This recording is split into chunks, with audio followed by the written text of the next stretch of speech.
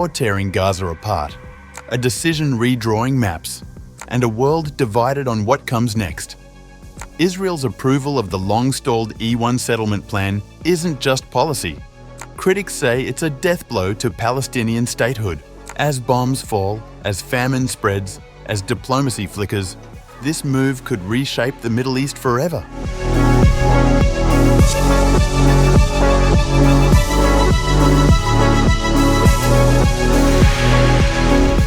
Israel gave final approval to the long-stalled E1 settlement plan, drawing swift condemnation from Palestinians, rights groups, and key Western governments for its far-reaching, potentially irreversible impact.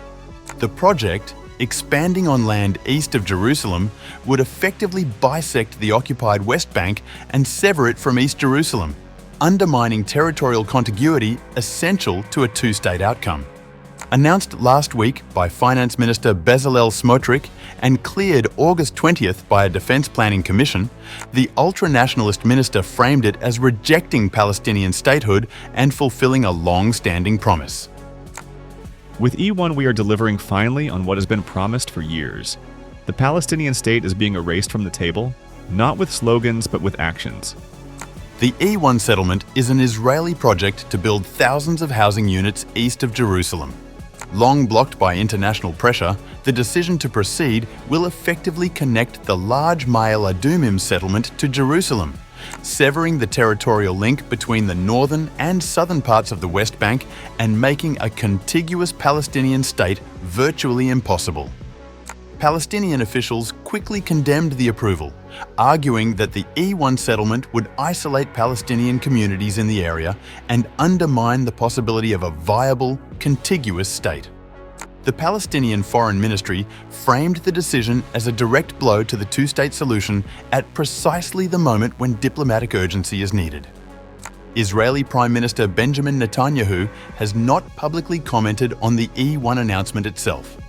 However, during a visit on August 17th to Ofra, a West Bank settlement established a quarter century ago, he offered remarks that align with the policy thrust implied by E1.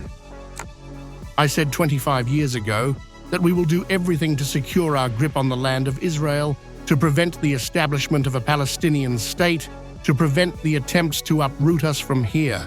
Thank God, what I promised, we have delivered. Mustafa Barghouti, Secretary-General of the Palestinian National Initiative, characterized the E1 approval as a death sentence for Palestinian sovereignty, arguing that it would not have advanced without firm US support. This plan will completely separate the West Bank in two pieces. It will also isolate Jerusalem completely from the rest of the occupied Palestinian West Bank. We haven't heard any word from President Trump that he's objecting to the Judaization of the West Bank or the illegal annexation of the West Bank. Barghouti added that thousands of Palestinians risk displacement and that linked communities could be destroyed, a warning that mirrors broader international concerns about demographic engineering and the practical erosion of a negotiated peace horizon.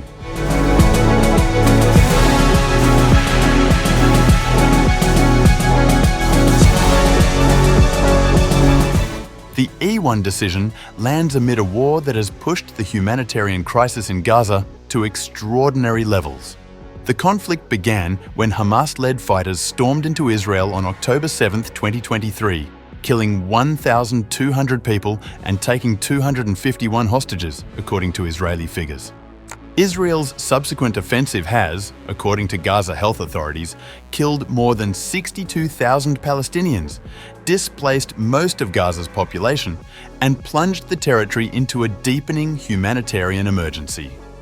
The push for recognition of a Palestinian state by close US partners, Canada, Britain, and France, has added another layer of pressure on Israel and sharpened debates in Washington about the costs and benefits of existing policies.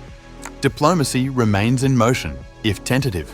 Two officials said on August 18th that Israel was studying Hamas's response to a potential deal for a 60-day truce that would include releasing half of the Israeli hostages still held in Gaza and increasing humanitarian deliveries.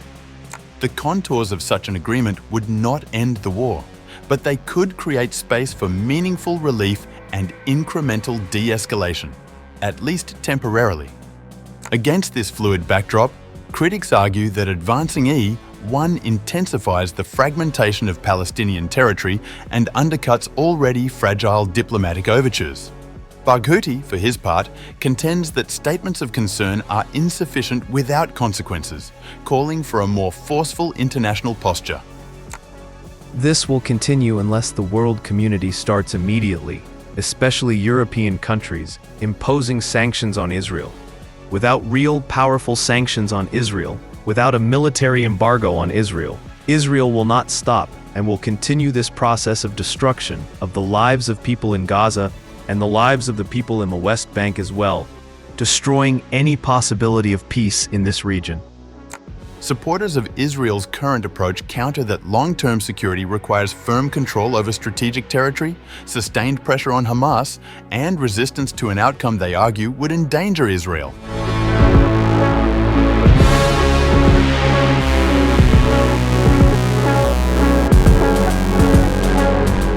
Meanwhile, US public sentiment is shifting in ways that could complicate Washington's already difficult balancing act. A new Reuters and Ipsos poll finds that 58% of Americans believe every country in the United Nations should recognize Palestine as a nation, while 33% do not agree and 9% did not answer. The 6-day poll, which closed on August 18th, was conducted within weeks of announcements by Canada, Britain and France that they intend to recognize the state of Palestine, moves that collectively increase pressure on Israel as starvation spreads in Gaza and as the war grinds on. Moreover, a larger majority, 65%, say the United States should take action in Gaza to help people facing starvation, with 28% disagreeing. That dissent includes 41% of Republicans aligned with President Donald Trump's America First approach, which has backed steep cuts to international food and medical assistance. On the question of proportionality, the poll shows that 59% of Americans now believe Israel's military response in Gaza has been excessive, up from 53% in February 2024. 33% disagree, down from 42% in that earlier survey. The trend lines suggest growing public unease with the human toll and an appetite for more robust humanitarian engagement, even as partisan divides remain evident. In the meantime, realities on the ground harden with each permit, each housing unit, and each day that the humanitarian crisis in Gaza deepens, bringing urgency and narrowing room for the choices ahead.